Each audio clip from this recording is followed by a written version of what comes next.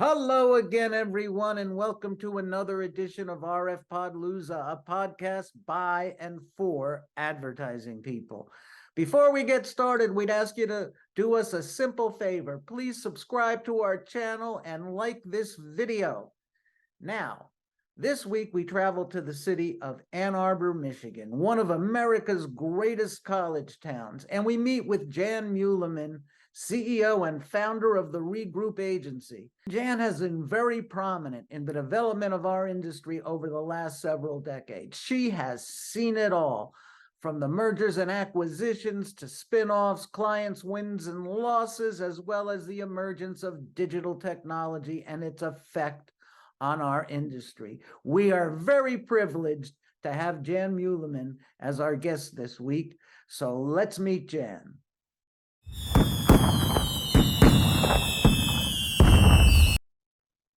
I'd like to welcome Jan Muleman to RF Podlooza. She is the CEO and founder of the Regroup Agency.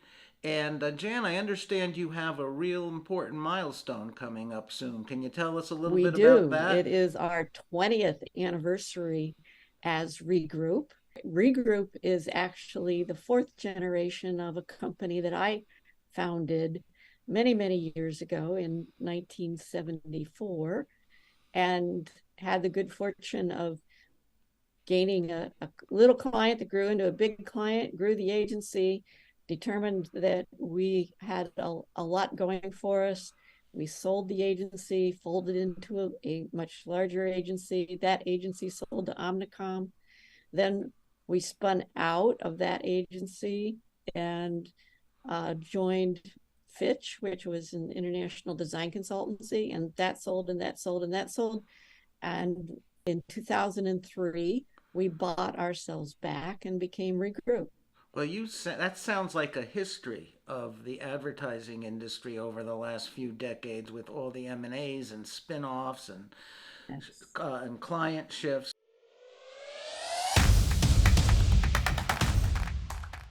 Going back to the very beginning of your lineage, you started with a really well-known brand name, which makes and sells one of my favorite food groups. Why don't you tell us a little bit about that? Well, we had the good fortune to be approached by Tom Monahan of Domino's Pizza because he thought he had failed to respond to a protest that had been filed against his registration of the name Domino's Pizza by Domino's Sugar, Amstar. And he thought he had lost the use of the name, and he was going to pursue it in court, but he wanted to make sure that in the event that he lost, he could change the name. And in fact, 5 years later, when we were the agency of record for him, he lost in district court down in Atlanta, lost the use of the name. We actually switched out the inside graphics of the signs and the patches and the logos on the boxes to Pizza Dispatch, kept opening stores, and then when he won at appellate court, we switched it all back.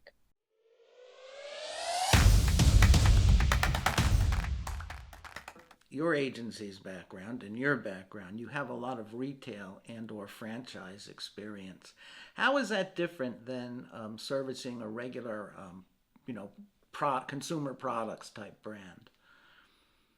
There is a huge difference in managing a multi-unit, either retail or franchise. And in a franchise organization, it's doubly complex because franchisees are owners and they have a certain amount of autonomy. In a franchise organization, you might, as a corporation, have the authority to say, this is your marketing program. But in reality, the franchisee has the power to say, no, I'm not going to do it. One of the tools that you developed early on at one of the agencies through your career was the customer journey. Can you tell us a little bit about that? Sure. When we first started, we came out, myself and my founding partner and many of our team members came out of the Ohio State Department of Industrial Design. We did not start out in advertising. We started out really holistically looking at what is the business problem? Where is this communication channel breaking down? What do we need to do? What are all the touch points that we need to cover? And at the time, we called it seamless communication, so that you were making sure that every touch point was delivering on the brand promise, delivering the customer experience that you wanted to have. And we were completely channel agnostic. That actually led us at the time into retail store design. And it led us into a complete 360 look at what was the customer experience. And we were really pretty far ahead of where the advertising industry was at the time. So one of the things that impressed me about Regroup was that you have a really good, solid set of core values. So why don't we address that? Okay. Well, one of our key core values is people first. And by people first, it means a lot of different things. One is it means that for our employees, we are committed to providing an environment where we help them grow and achieve as much as they possibly can. For our clients, it is that we are working very collaboratively with them. We are partnering with them.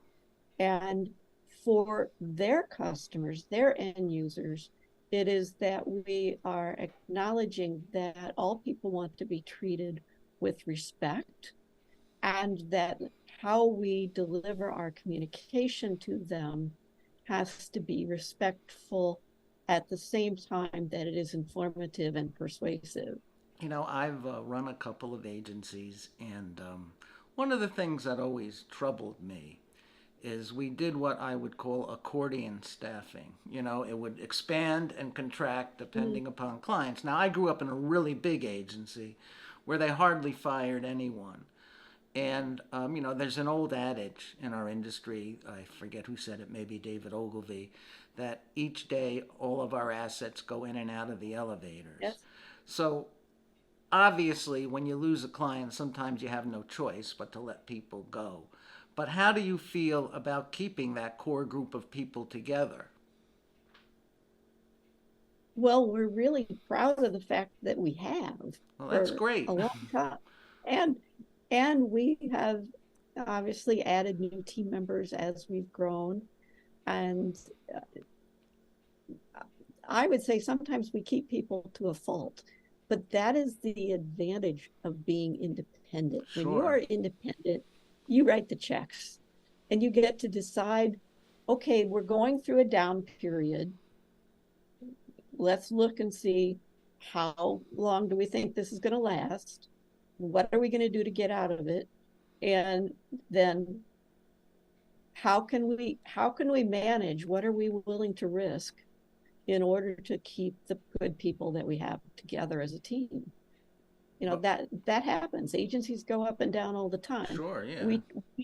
We like being able to make those decisions ourselves. I've been in an environment where it was dictated to me, and it's not fun. I bet you that had something to do with a holding company. Yeah. They answer to the beat of Wall Street, and if you can't increase your profits Yeah. every year, which you know, maybe some years breaking even isn't a bad thing if you can keep your culture together.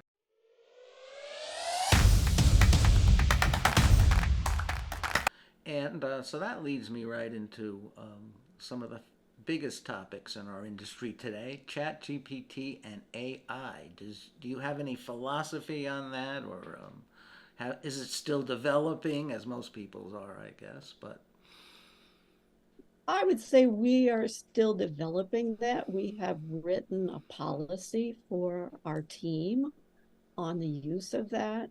It includes transparency to our clients when we do use any kind of an AI technology. Obviously, in the media world, media has been using AI for quite a while. And so even, Yeah, but Google. that's a little different Yeah. than creative. I mean, because algorithmic media has been around. I mean, yeah, it's being more efficient. But when you get into the creative area, I think it's a lot different. Well, we are encouraging our teams to explore and use it and see how we can incorporate it into the work that we do. And they are. But again, as I said, we are being really transparent. It's never a strictly an AI generated product. Sure. It is, we are using it for research, we are using it to concept, and then our creative teams are choosing what elements of that are should be incorporated in any solutions that we come up with. So we're approaching it cautiously, but it's a tool, Sure. and it's Yeah. going to be here and we're going to use it. So Okay.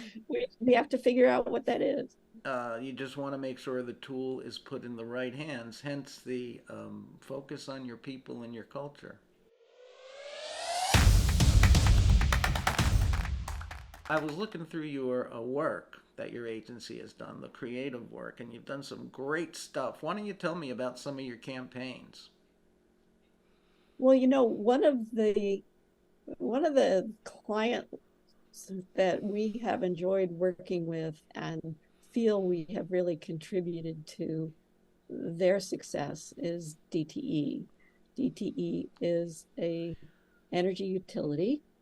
They are, and as a utility, they are in a low engagement category. And often you find that utilities don't do much in terms of marketing and advertising and talking on a regular basis to their customers. What we have found that people feel better about their energy company, their utility, when they have had communications from them. And that includes advertising. That's great. And there's a campaign that I saw for the University of Michigan, Wash Your Hands campaign, which featured some really pop art, I guess, for lack of a better term. Tell me about that one. That was done for the University of Michigan Health System, which is now called U of M Health or Michigan Medicine. And it was an internal campaign when they were trying to really raise their scores for safety. And so this campaign was developed so that we had buttons, we had posters that went in the bathrooms, and it Great was, posters, by the way. yeah, they were, and they're very fun. They're the, oh my God, the invasion of the hand monsters kind of thing. And it got tremendous attention. It was very well received by the internal audiences, by the docs and the nurses, and it actually helped change their behavior. So, sort of changing the topic a little bit. One thing that's really of interest to me, maybe it's a pet peeve, I don't know, but I see, and we're all going through the digital transformation, right? And it's advertising is a lot different today than it was in the '80s. Um, my feeling is that digital has dumbed down the advertising process a bit, and I was wondering if you have an opinion on that. I do think that there is a bit of a trend back to brand and brand, understanding the importance of brand consistency. And I do think that it is, I think that consumers recognize that. I mean, consumers are going to get tired of just having a bunch of digital ads flashed at them Sure. every time they launch a browser. It is getting to be wallpaper. Yeah, Remember when we called some ads wallpaper? Yeah, Well, yeah. digital advertising is getting to be wallpaper. So, so I couldn't interview someone like yourself, being from where I am, without asking about RFPs. And so, what role do RFPs play in your business development process? Well, they are a very important part. And yes, thank you. We have actually won a client that we found on RF Palooza. There you go. So thank you very much for that Well, support. And you know, RFPs are probably forever going to be part of an agency's business development process. What what we try to do is to be really selective of what ones we pursue, and recognizing that we have to have something of relevance that we can offer them. And that's another core value or philosophy, at least, that I have, which is every time you talk to a customer, whether that is in a prospect mode where you are saying who you are and what you do, you always need to leave them with something of value. So we try to gift as much intelligence as we can in our RFP responses. And the most recent one that we did, thanks to your program, is they sent out an RFP that was a series of questions. It was more like an RFI, but it was a series of questions that let us shine because we could answer their questions with our experience that was relevant to them. And that gives them some. What we are feeling is, in today's world, having a relationship of trust with your audience is getting increasingly difficult. hmm. You know, what is truth? And Yeah, and that's the true. media Well, yeah, we've helping. been through that, haven't we? Yeah, the media isn't helping a whole lot. Mm. So um, we are focusing a lot more on in fact, this client that we just won, thank you, is really their goal is they want their customer to trust them. That's that's our assignment, is help us gain their trust. Let me ask the question because you're on a roll Okay. here. So, in today's advertising environment, there are certain things that I believe, and I know you believe, that are really important. And authenticity is a word I hear a lot, and trust is a word I hear a lot. How does that fit into Regroup's philosophy? What we turn to a professional researcher and educator, Kent Grayson, out of Northwestern Kellogg School. And he has developed a three-part model for trust. And at the base is performance. So you have to be able to perform, or competence, he calls it competence. You have to be able to have competence and deliver what you say you're going to deliver. Above that is, to your point, honesty, transparency, authenticity. There's that level where people have to trust that you are being open and honest with them. And then at the top is benevolence. And that is that people have to believe that you care about them. So obviously you have to have competence or you wouldn't be in business. In today's world, it's really important that you are transparent and honest, and that they understand who you are, not just what you do.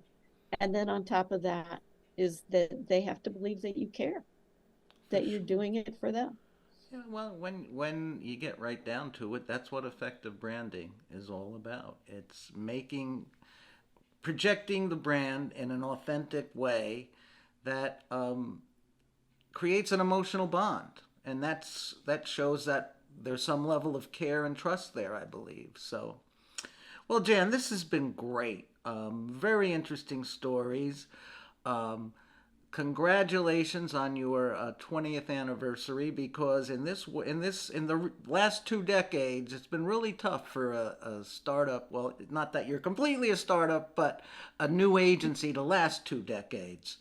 So we really appreciate you being on our podcast.